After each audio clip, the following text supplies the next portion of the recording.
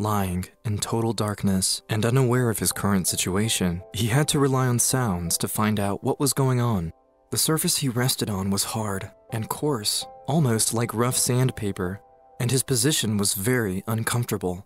That much he could tell. Is this blood? He had an iron, almost metallic taste in his mouth. With words fading in and out, he was only able to make out 3 words: accident, pulse, and defibrillators. Alex was scared. He tried to remember what had happened, how he ended up like this, but he couldn't. The world he knew was going away, and the thoughts of death slowly drowning him. I'm too young to die. I'm only 19 and have my whole life ahead of me. I never got to see the pyramids, climb the Eiffel Tower. I promised to take Monica to see the aurora lights above the Iceland sky. Hang in there, buddy, said the paramedic. Don't give up. It's important that you talk to me. Tell me something about yourself. Can you do that for me?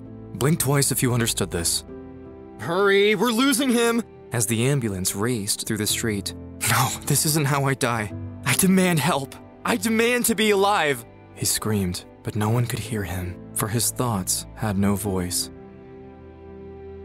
Alex was from Colorado Springs, where he studied software engineering. He and his girlfriend Monica had been together for 5 years. He planned on marrying her one day, as soon as he found a good-paying job and set everything up.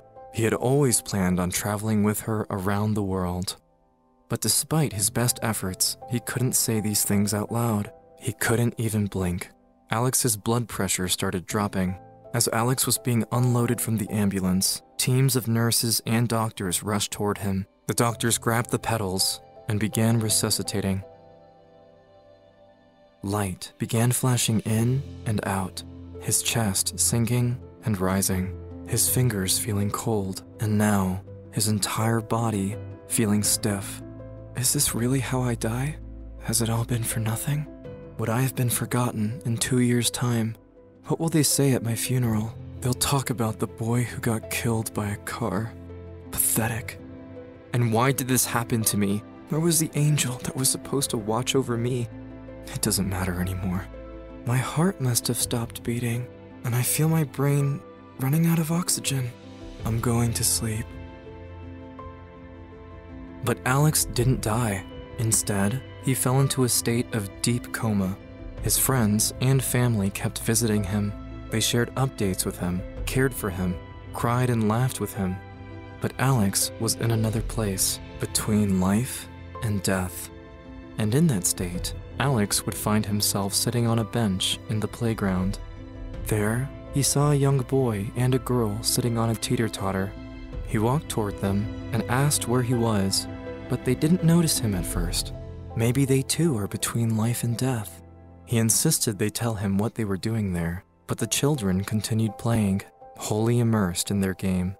After a while, the boy finally noticed Alex. Turning his head and looking at Alex, the boy presented himself as death, and the girl, his sister, as life.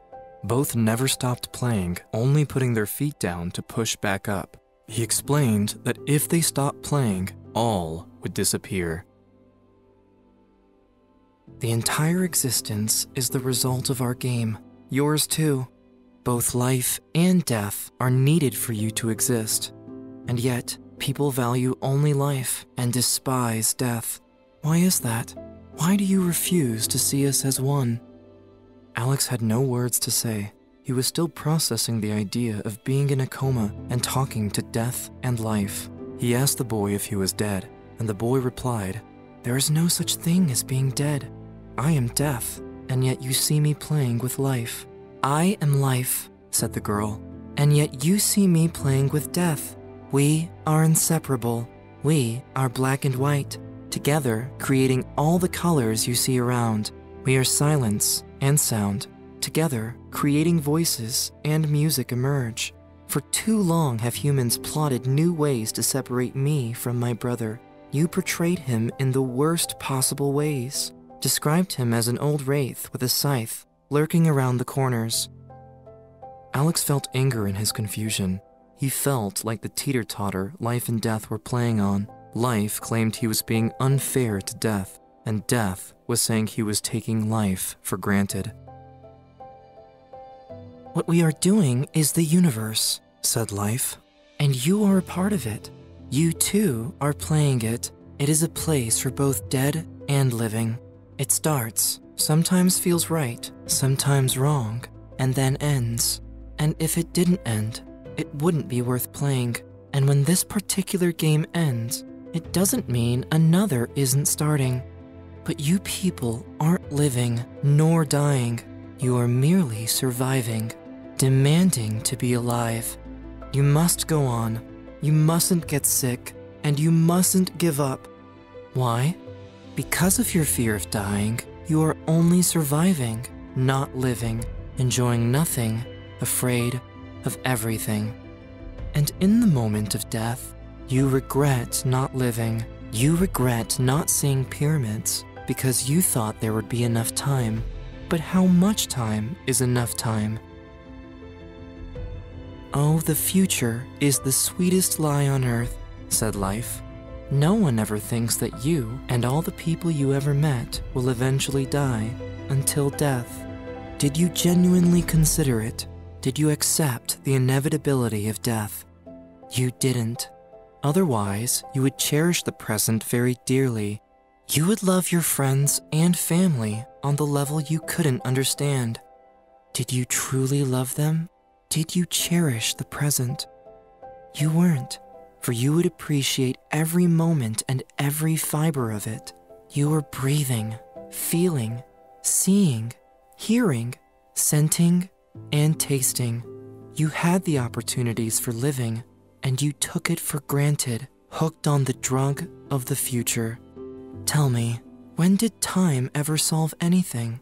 Did it work out for you?" What life and death had spoken to Alex had him burst into tears, regretting not living in life and dying in death.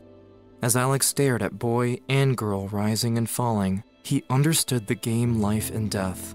The constant push and pull are in no one's hands, but the choice to fear death is the same as fearing life.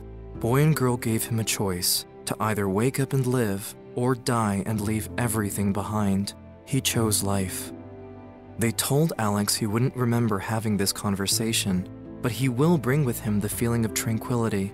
From now on, he will know that no matter what happens, death will remind him that everything is going to be all right in the end. And if the fear of dying sometimes overwhelms him, he will accept it. He will no longer curse death, but see it as a gift of nature, a chance to let go of everything he held dearly, to experience pleasure and love, to experience death. He will see the huge role it plays in his life, the magnitude and the importance of it. In some weird way, he will see that death is life. Thus life snapped its fingers, and Alex woke up. With the help of his loved ones, he quickly regained strength. Alex eventually graduated, and together with Monica, saw the pyramids, climbed the Eiffel Tower, saw the aurora lights in Iceland, and married each other. At the age of 72, he held Monica's hand as she was dying in a hospital, old and sick. To honor the promise they made to each other, he traveled to England and brought her ashes with him. He was there, witnessing the Stonehenge sunset. He dropped a tear as he scattered Monica's ashes and said, "Goodbye." When he came back home, Alex visited the nearby playground. He enjoyed the bright and sunny day. There, he saw a boy and a girl teeter-tottering, playing as if there were no yesterday, today, or tomorrow. They were out of space, time, and themselves. At that moment, he felt unexplained tranquility. At that moment, he was absolutely willing to die.